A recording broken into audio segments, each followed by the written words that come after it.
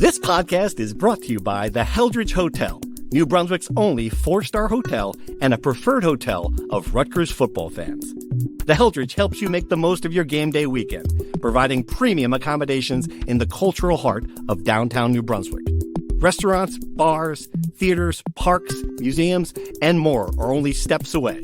Whether you're traveling alone or with a large group, book your stay at the Heldridge and make the most of your game day weekend.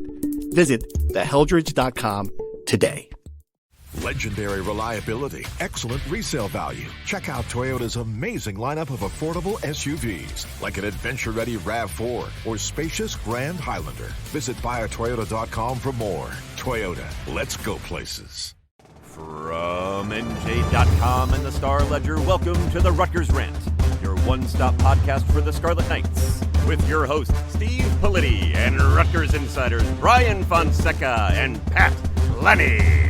Let's start shopping. All right. Hello, everybody. Welcome back to the Rutgers Rant, special edition, the Keli Zinn edition of the Rutgers Rant. We have an AD, words that I wondered if we would ever say. Keli Zinn, one L, an I, not a Y. LSU, jack of all trades. I think we can safely say that President Tate decided to take the wheel of this thing, had enough of the fancy model, said, I want someone I can trust, and got it with Keli Zinn. We'll break down all the ramifications with this, but I'm going to start with the obvious, that this is the most qualified person that Rutgers has ever hired for the athletic director job. And I don't know if it's particularly close. I get it. She's not a sitting AD. She's not, a big, sexy, splashy hire, but this is a person who's extremely competent. People speak very highly of her.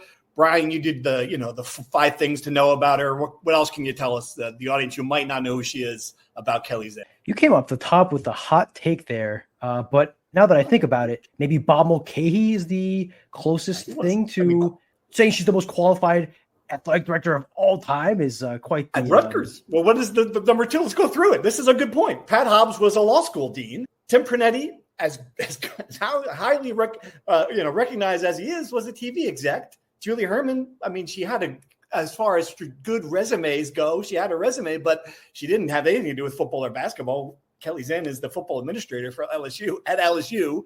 Bob Mulcahy, political appointment. Fred Bruniger, was he a gym teacher? Honestly, I don't know.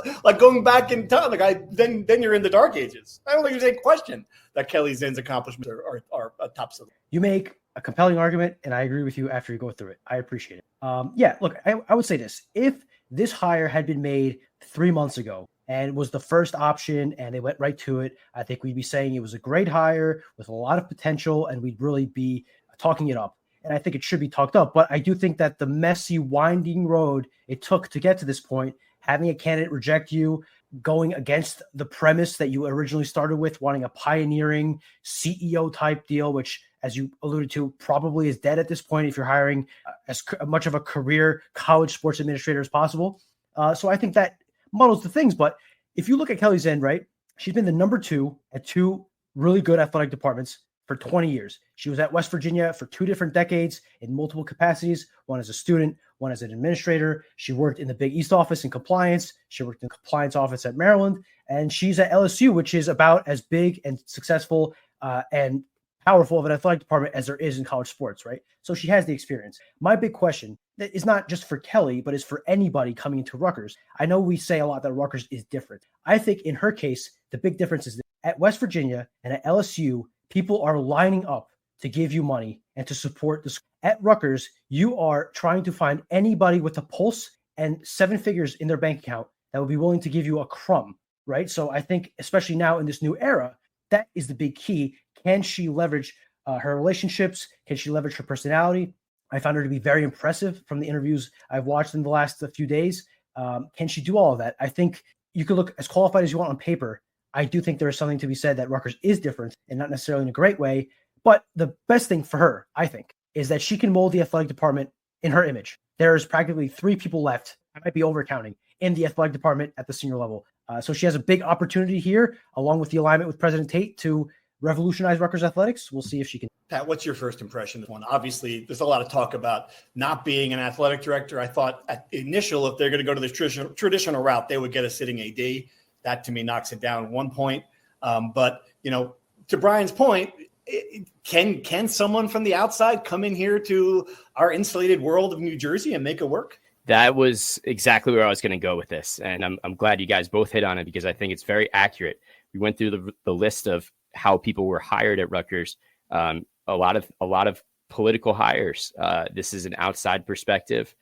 Someone who's very accomplished in athletics, no question. Even as Brian noted in his post, a great athlete, a pioneering athlete, someone who defined gender roles or shattered gender barriers, I should say, and fought for equality and things like that. So that's another check on her resume. But again, the fundraising is going to be a huge part of this job. What's different about Louisiana and New Jersey is that New Jersey's government subsidizes most of the athletic department. How is she going to mesh with political powers in the state? Obviously, not having a political background ties to the state. I know that she will have great allies on her side or a great ally on her side in Greg Schiano, who does know how to navigate that political landscape. So it's pluses and minuses. You take the plus with the athletic resume. And I think you just hope, if you're a Rutgers fan, that she'll find her place in the political landscape. Right. And I did hear the one thing I heard from a lot of different people about this was the idea of alignment. And it's like a word you hear so much, you throw it around, you're like, all right, well, what does that really mean? I don't think it is insignificant at all that she is as fully aligned with her boss and William Tate as you could possibly have. And I don't know that Rutgers has ever had something quite to that level where the president and the AD are both athletics people, number one, and number two, come from the same place. I would assume number three, want to do this the same way. Like this, that's an important thing. And it wasn't heading in that direction. Like I'm reading the tea leaves here. We can talk about the process that we got here. Brian, you alluded to it. Rutgers did not want this hire. Like in the early stages of this process, did not interview sitting athletic directors, wanted to hire someone who was from the corporate world, someone who was from, that business side of it, who could go out there and raise capital. And I understand that to a degree. But when the process went the way it did, and it became clear that A, Rutgers was married to one candidate who, for whatever reason, was wishy-washy on the job, and B, that Rutgers was struggling to find someone who was willing to come in, who was qualified to be that, elite number two hire. I think when all that happened, William Tate said, look, that's great idea. I want my guy, right? And Keli Zinn is his guy.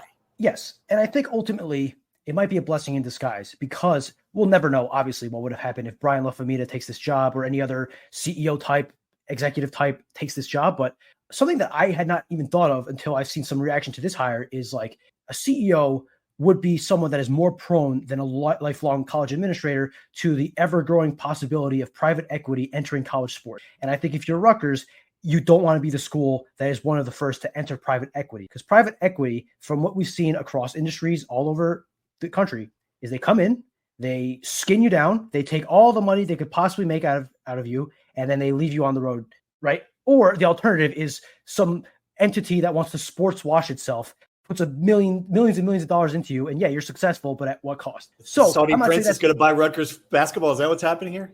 Listen, I think some people would like that, and ultimately it might lead to some success, though you'd have to sell your soul for it. Obviously, I don't think we're going to have to think about that at all, given where it went.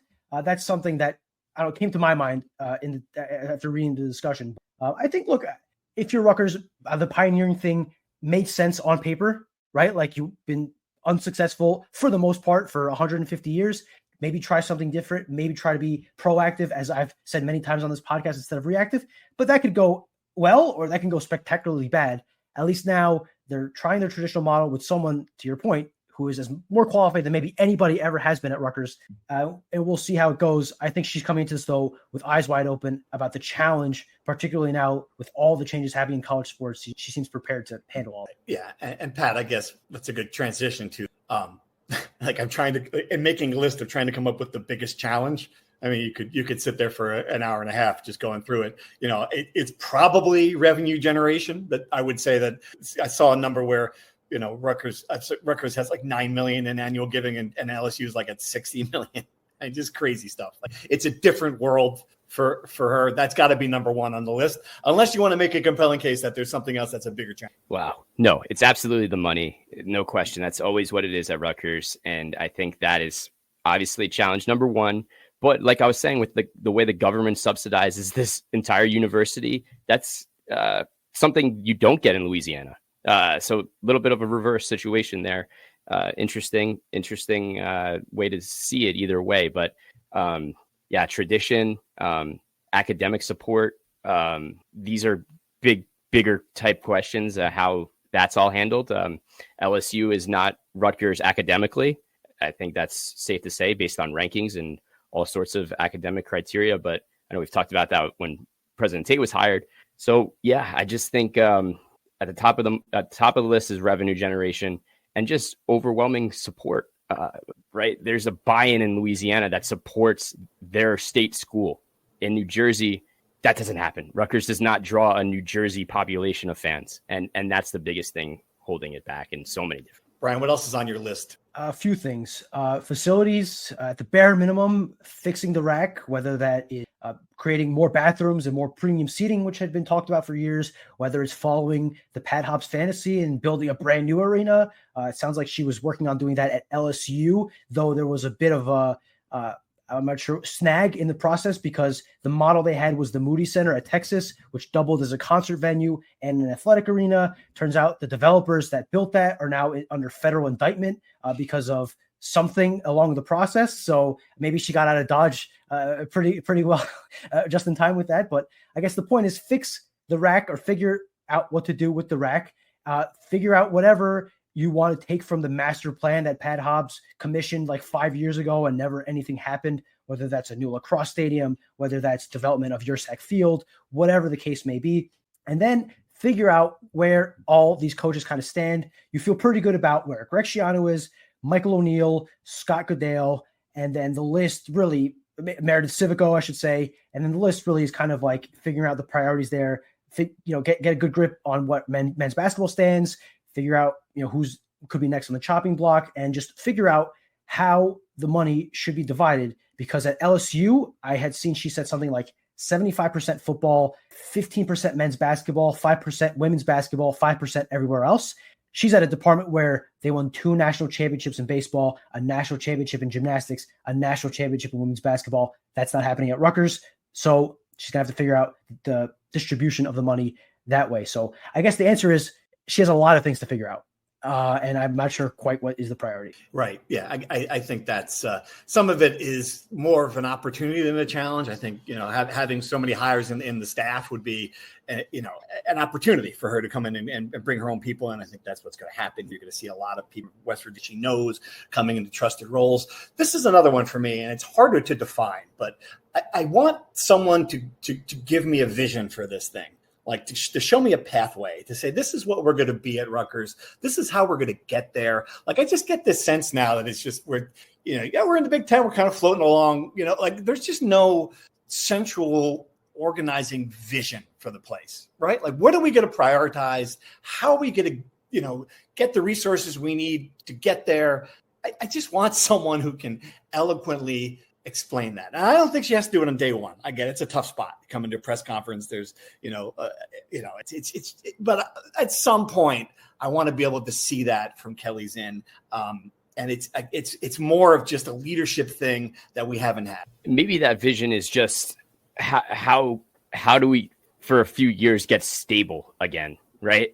That's you can't get to the end product in this situation in overnight. This is going to be years in the mid. I mean, Rutgers has been in the Big Ten for over a decade, and it's still sort of in the same spot it was a decade ago, right? And maybe even if you could make an argument further behind because of the setbacks in the new revenue generating era. So we'll see. But I think patience will be important, and that vision can't be scoped overnight, and I think it would be unrealistic too. I think this is a good time to talk about where Brian went to breakfast yesterday. Pat, what do you think? It's a good time. I always love a good backstory. Yeah, I don't know that people necessarily need to hear how the sausage is made in journalism. It's not very interesting. We spent the past 3 months making phone calls to everyone we could think of about this, anyone who had a morsel of information, so much disinformation, misinformation, wrong information. But, I think we were on the right track with this, that we knew with now President Tate. He had fired the search firm. We knew that. We reported that. We knew that it was going to be his call. But, it's always good to get lucky, right? It's always important to, be in the right place at the right time. Brian, why don't you tell us about breakfast? Yeah, so just to set the background, we had heard once the search firm had been dumped that it was William Tate's show from that point on. We heard obviously Greg Schiano and Steve Peichel hint in that direction. So you think back to what you wrote 2 months ago. Is it a package deal between him and Keli Zinn? So, Wednesday, Thursday, whatever day it was, I started watching Keli Zinn audio interviews and viewing her on podcasts, and her face kind of just got stuck in my retinas just having watched her, right? So I go to brunch yesterday with my lovely girlfriend to the Frog and the Peach, a nice establishment in downtown New Brunswick. My first time there was quite good. And I walk in and I see a very familiar face. I see Amy Towers, the chair of the Board of Governors, walking in to the outdoor dining area. I think, that's interesting. And then our hostess brings us to the same area, and I sit down across the room, and I see Amy Towers with a very familiar face, Keli Zinn, and her husband, Nathaniel. And I think this is too good to be true. This cannot actually be happening. So if people read the story, we never give out sources, ever. But if you read the story, the second line is that a person with knowledge of the situation told NJ Advanced Media that Amy Towers met with Keli Zinn in New Brunswick yesterday. That person with knowledge of the situation was me. So we saw that. I prefer to think it was Rebecca, your girlfriend. I prefer to think it was that. But okay, if you want to take credit for it, that's fine. Well, then it's multiple people with knowledge. Multiple sources. The best part about this, Pat, is I get this text. You get this text. We're in the text chain. This text. You're not going to believe this. And I tell you, it just made I don't have a lot going on. I'm a 52-year-old dude. There's not go to see the X-Men movie. It wasn't like a busy day. You get this text that, Brian, you're at the Frog and what? His hollandaise exploded. It's hollandaise, and of all places too. That's the other part about this is I gotta give you a demerit there, Amy Towers, for taking her to the Frog and the Peach. I'm sorry, it is coaching AD Surge 101. You've got to leave the town. There's only one. I don't live in New Brunswick. I don't dine there often. But when someone says to me, hey, you got a recommendation for a restaurant in New Brunswick? I go, the Frog and the Peach. It's like that or Qdoba. And Qdoba might have gone out of business. I don't know any other place to eat in downtown New Brunswick. You got to go someplace other. Come on. All right, finish the story. Have some respect for Steakhouse 85, another fine establishment in downtown New Brunswick. That's not a brunch place. You can get a steak at it doesn't open until 5 p.m., so you're correct. It's not a brunch place. If you're right, if you're gonna bring them to brunch, that is the one place you go to brunch. That's why I went to brunch, right? It actually was. I don't know if you guys know this. Restaurant Week in New Brunswick. There's a whole 2-week deal where you had specials all over the place, and the Frog and the Peach was on our list. We were gonna go Saturday, but it was closed on Saturday. I mean, it felt like the universe was conspiring for this moment. I got to tell you. I may never have a moment like this ever again in my journalism career. When I fired off that text, so you dropped your fork at your knife at one point? Well, the waitress did. The waitress dropped my knife and brought a lot of attention to and I was worried my cover was blown. I think at this point it's kind of a pretty clearly. One of the most unbelievable stories I've ever heard. I mean, even Pat Hobbs took Chris Ash to Morristown. Right? Remember that story? I mean, you guys were even on the beat then, where we're here to tip someone recognized Pat Hobbs at the hotel in Morristown, and I was the closest one. So I get in the car to drive up there, but they had already left, and I'm walking around with a photo of I forget even who it was of a different coach, trying to figure out if it was anyway. Great stuff. Well, look, in Amy Towers' defense, the crowd at that brunch did not seem to me to be a college sports fanatic crowd, right? These aren't people that are packing SHI Stadium on Saturdays, I got to say. So if it wasn't for me being there, I don't think anybody would have recognized it. Just say. I think even in Baton Rouge, 50% of people would recognize the deputy athletic director. Is that fair to say? I bet you it's at least 50. Keli Zinn, she goes out, people are stopping her. In Baton Rouge, absolutely. I think she can't. She's not going to breakfast. The Frog and the Peach, and the frog, and both the Frog and the Peach, deep fried in Baton Rouge. You can get that. You can get that as an appetizer down there, I'm sure. Here's an OG New Brunswick. The place where we had our live podcast used to be a New Orleans themed restaurant. How coincidental would it have been, and terrible at the same time, if Amy Towers took her to that restaurant. We're gonna make you feel right at home. I can't remember what it was called. Someone text me or I think it's tweet Old at me. Bay, was it not? Old Bay, yes. Was it Old Bay? Yes. The new one is Blackthorn, Yes. which is another excellent establishment. I'm a connoisseur of downtown New Brunswick eateries, and I have yet to find an omelet at Blackthorn. Do they have Sunday brunch at the Blackthorn? Because it was a good place too. I shouldn't diss them. I think so. They have excellent steak tip. That's my favorite. Fair enough. So at that point, we kind of knew where this was headed. We had a hunch it was headed in this direction anyway. It's going to be a culture shock. And it's funny you mentioned that just about Keli Zinn coming to New Jersey. Maybe it's obviously a different world from LSU. You got Death Valley down there. She's going to be up here and we got the horn, right? Welcome to Jersey. What's it like? What's the atmosphere? What's the atmosphere like at the Sorry. Can we edit that out? No, we need to make it louder so it's actually closer to real life. I was going to say, I think we have our first clip for our viewers and super fans. All right, what else you got? Any other observations about Keli Zinn before we take some questions? I'm looking forward to seeing how she handles the media. One thing I will say, and this is key. This is good point. One of the first things I did was call a couple people in the LSU media just to get a sense for what she's like to deal with and what she's like, how she handles the media. And it turns out that she handles the media. Like that's her thing. Like she does a good deal of interviews on the revenue share. She was point person on that, podcasts, and Scott Woodward, the AD, is the one who more reclusive. So unlike Julie Herman, who came here and had pretty much never seen a microphone, we have someone who is quite skilled and used to dealing with the media, which I hope means a front-facing AD. We shall see. The only other thing, her husband Nathaniel was a kicker at West Virginia for at least 1 year in 2003. They played at Rutgers that year. I was curious. I know he didn't kick. I don't think he has a single stat, but I'm curious if he was at Rutgers in 2003 and saw the rise of the Shiano era up close. Good question. All right. We have a lot of questions about this. Let's go through as many as we can. Qualifications. What does Zinn bring to the table that we haven't had? Good question. What does Keli Zinn bring to the table? What do you guys got? Well, to your point earlier, she has experience at 2 successful athletic departments, and she has had a lot of power in those athletic departments, particularly at LSU. So she knows what a functioning, strong athletic department looks like. Julie Herman was at Louisville, I think, during the Rick Pitino situation. It was successful on the court, but it was a bit of a situation off the court. And then obviously, as you mentioned, Pat Hobbs, dean at a basketball school. Bob Mulcahy was a political appointment. Tim Pernetti was a TV exec who played at Rutgers when, again, this was the 90s when Rutgers was far from a big-time athletic department. So she certainly brings more experience in that than any other previous AD, I would say. Right. I think that's the answer. Competence. Yeah. Someone who's had been in a place and has done it before. Like that's what I heard almost universally from everyone I've talked to about her. It's that simple. This is not a complicated. This is a complicated answer. So is the new age CEO executive role seems to have gone by the wayside. So what now would be the plan to oversee revenue sharing and the plan for NIL management? A separate hire under Keli dedicated to this, a separate hire reporting to the president, something else? Great question. We can't answer that. I think a lot of people during the process wondered if Rutgers was inverting this, right? If putting the money guy on top, putting the AD, the one who runs the department, if that should have been the other way around. And that's the way it is at Clemson. It's the way it is in a lot of other places. I will be curious to see how Keli Zinn addresses those questions. Is she going to have a structure like this? Is it going to fall under Samco, the new company that's been established for this kind of thing? It's interesting. And I don't know.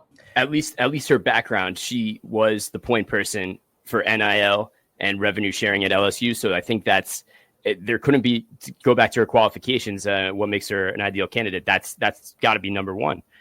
So you would think at the very end of the day, she'll have, I would assume, a point person, one probably from her own background, that is her, number 2 in the athletic department. That will be her voice and her shoulder to kind of bounce ideas off of. Yeah. Forget everything about the championships they've won. Just go on to LSU's NIL website.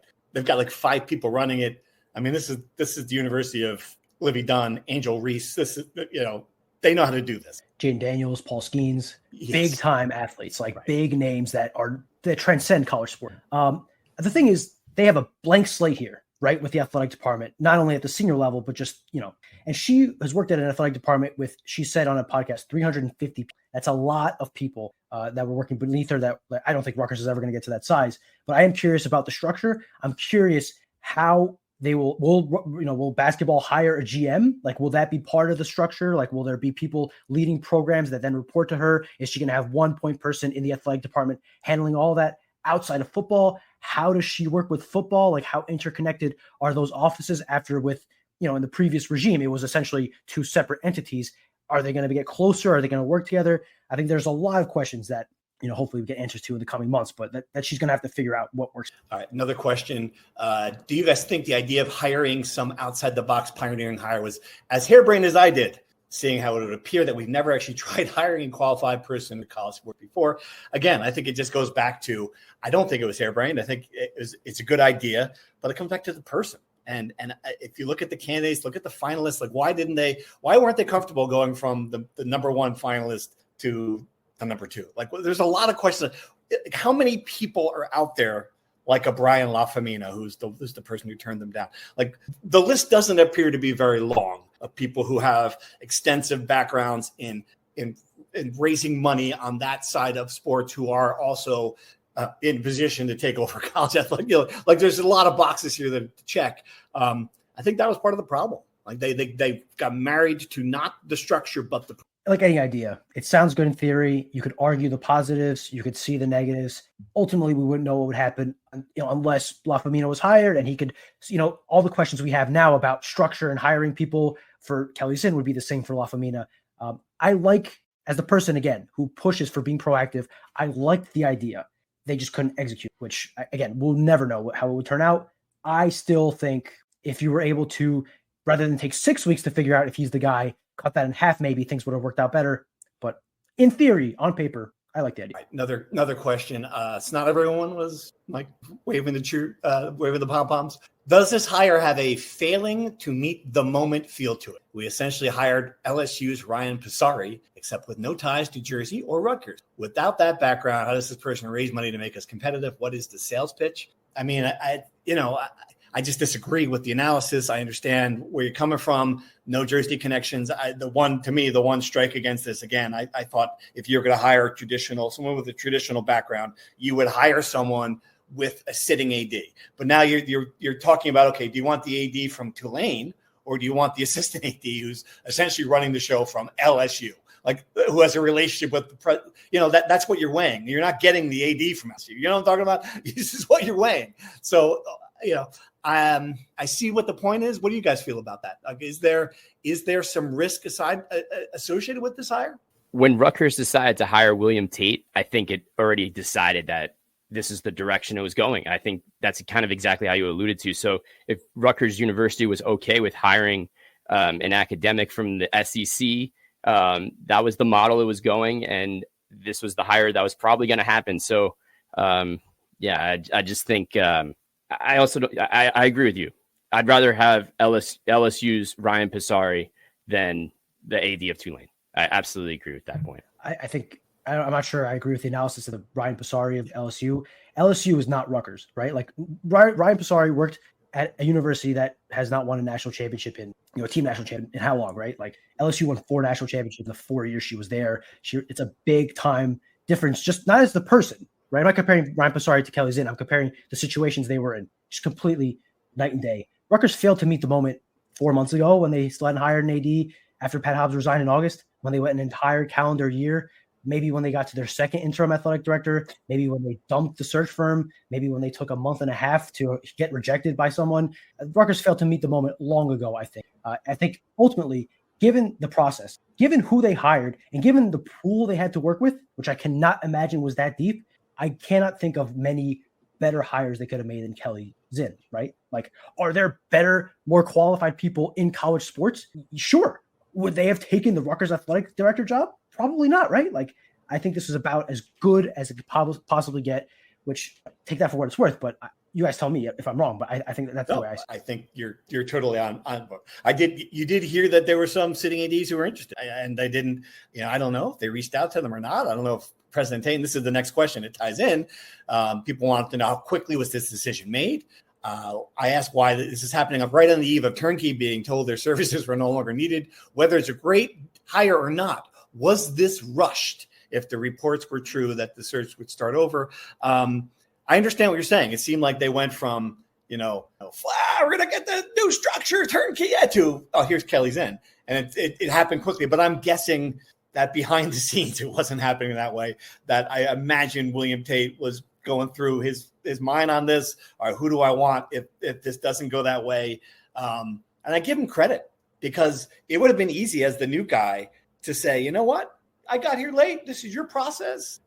And what would happen if they started again with the same structure? They decided they needed to find the next Brian Lafemina, and ties to the next question. Mike Polisi, who was the runner-up, wasn't the guy. I mean, we could be going in. I mean, that could be the situation where your interim AD is greeting the buses, during the season.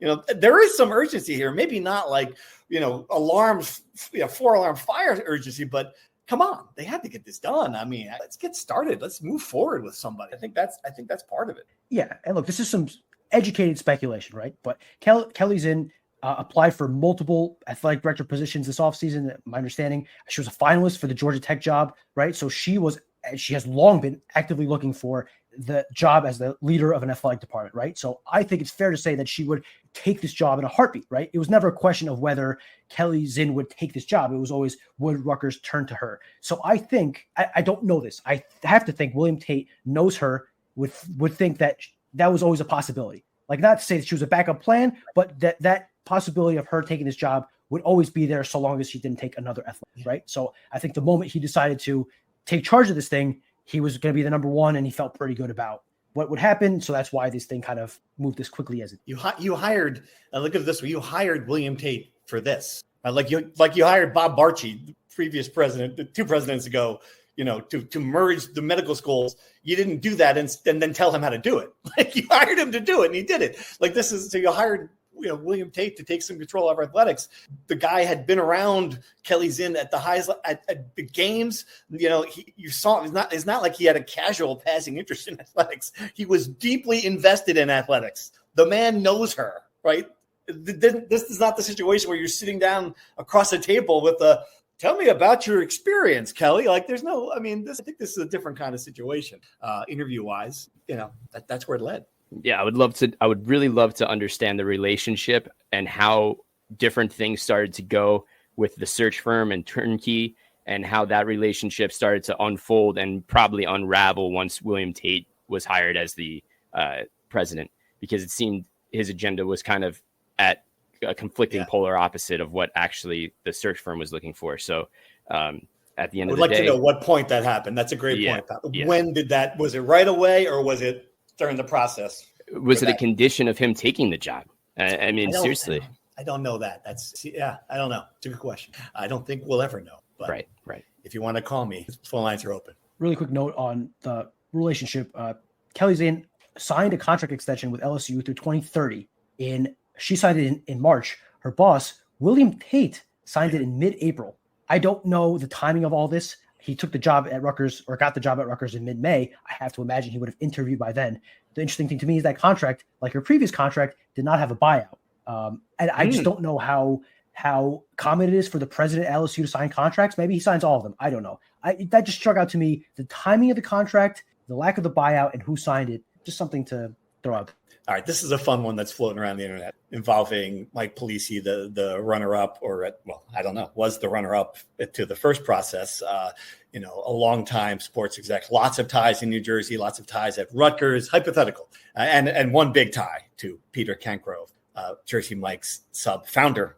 Hypothetical, the owner and founder of a multi-billion-dollar sub-shop chain was willing to donate $100 million to Rutgers Athletics under the condition that his guy was hired as AD. Would you take the money or would you move in another direction? Fun question. I think the answer to that is a freaking course. You would take the money, and you would name me. If I had $100 million, you'd name me AD.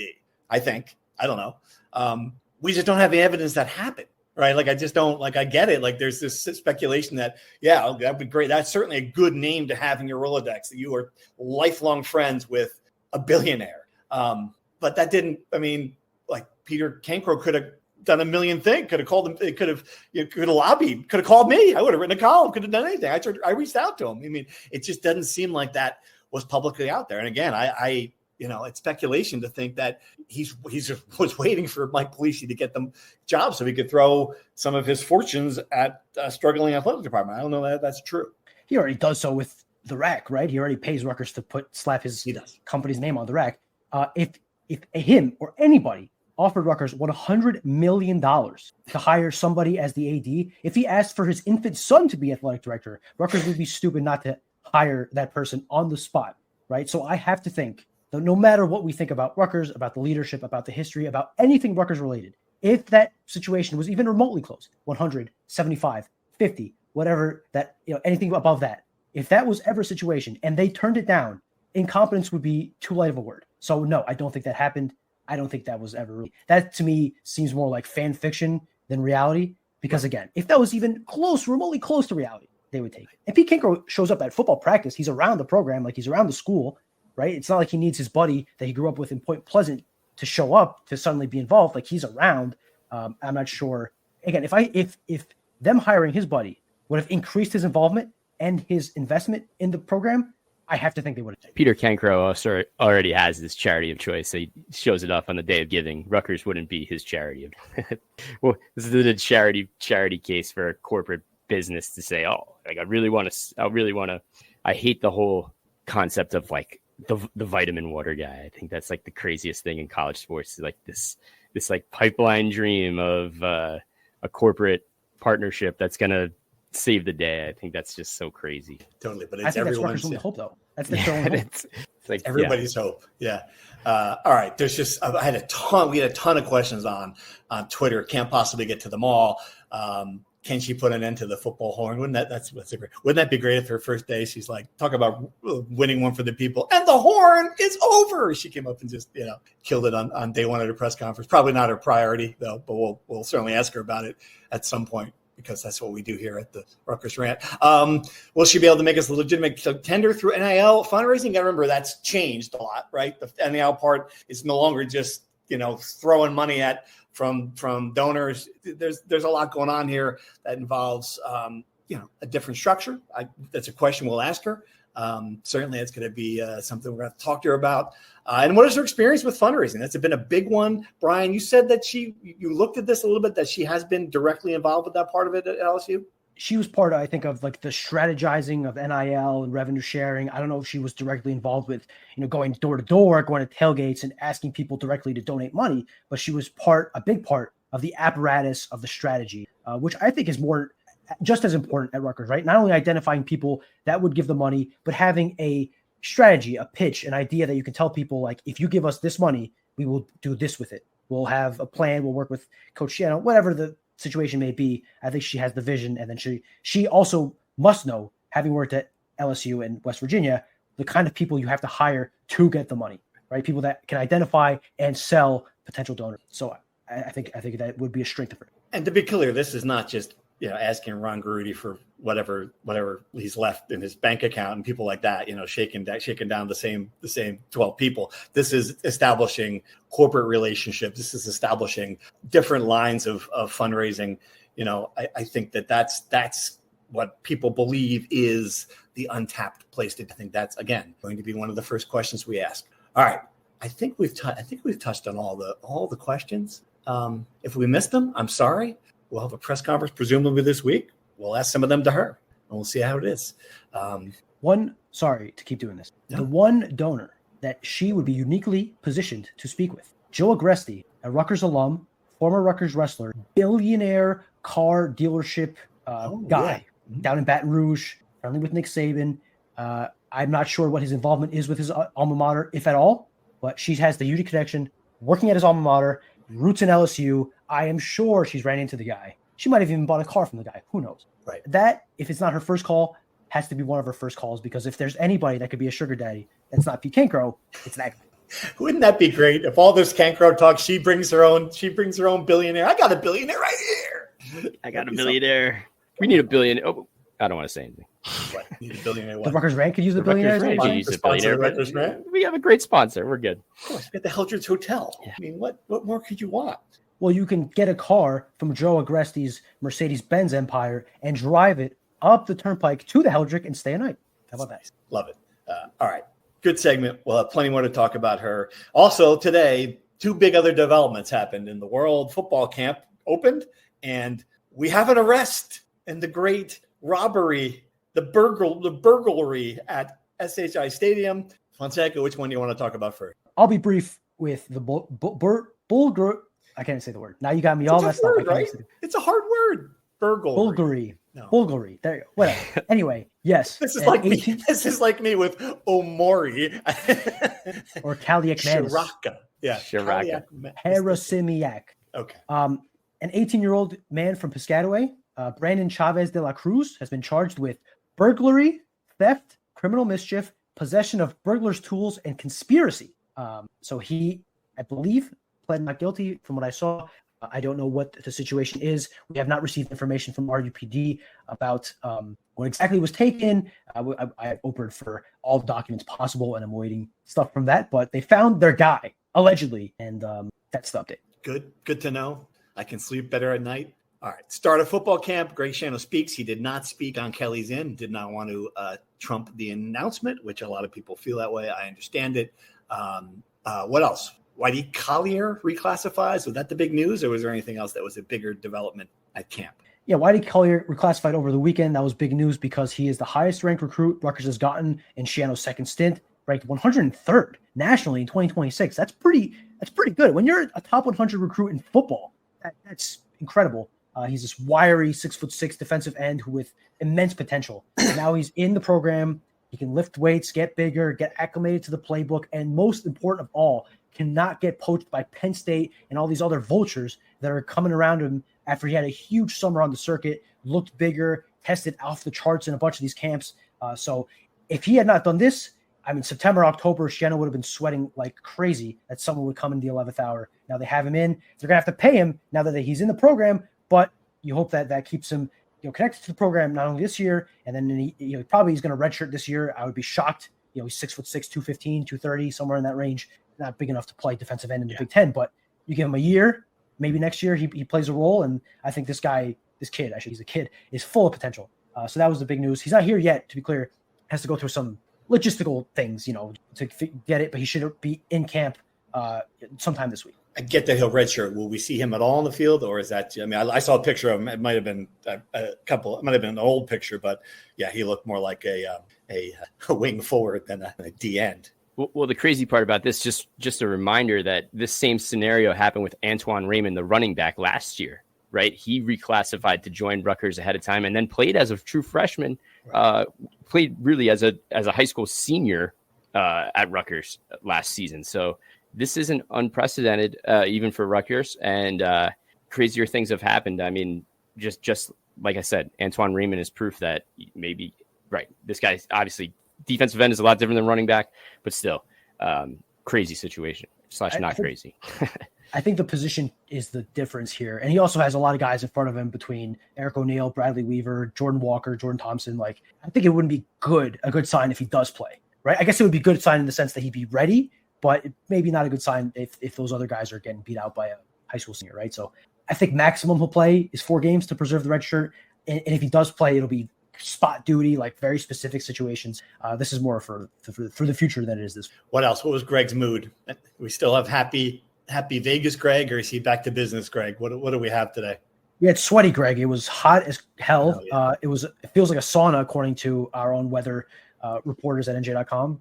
You get to the podium and just chug the whole bottle of water because he was probably out sweating like crazy for 2 hours. But after that, he was pretty business as usual. Greg mood. The one thing he did say that I thought was interesting is he confirmed what we all know, that the 2 starting linebackers will be DJ Jabomi and Moses Walker. Feels pretty good about those 2 guys, and the battle was below them. Other than that, nothing really newsworthy out of the presser. Nothing really newsworthy out of the roster. Nothing really newsworthy out of the first day of training camp, which I guess is good. The opposite could be bad news. Excellent. All right. Before we sign off, anything else? What did we miss? We have the hire will be made official at a Board of Governors meeting Wednesday morning. That's they'll get rubber stamped. And yeah, looking forward to hearing Keli Zinn's vision for the athletic department. Major opportunity in front of her. We'll see if she can make them. Yeah, we'll find out what try to ask her some questions. See, I don't know when the press conference is going to be. I assume they're going to have one soon after that. This is the kind of thing you want to kind of get behind her and let her get started. I don't think you don't want to wait. Yeah, I'm curious to see her answers. A lot of things about it are going to be fascinating. I'm curious to see what William Tate has to say about it. I hope he's there as well. We have not had an opportunity really to talk about him about sports. These are the two most, other than Greg Schiano and Steve Michael, these are the two most important people now in Rutgers sport right here. And they are brand spanking new with new ideas, new approaches to this thing. And I think that is a good thing. To talk about all of this, please join our Discord channel. It's going to be linked in the description of this video. A lot of people have been having spirited discussions. I'm sure you guys have seen about this AD, and we welcome all new Rutgers fans that want to talk about it in our Discord. And if you see Brian at a restaurant, if you see Brian like at a New Brunswick and having brunch, let the man enjoy his meal, right? Come on, poor Rebecca, out taking your girlfriend out for immediately get pressed in. She was a good camper about her Sunday with me being essentially ruined, but she understands it's part of the life. All right, everyone. Thanks for listening. We will be back soon to talk about Keli Zinn, football, everything else. Catch you then. Thank you for listening to the Rutgers Rant.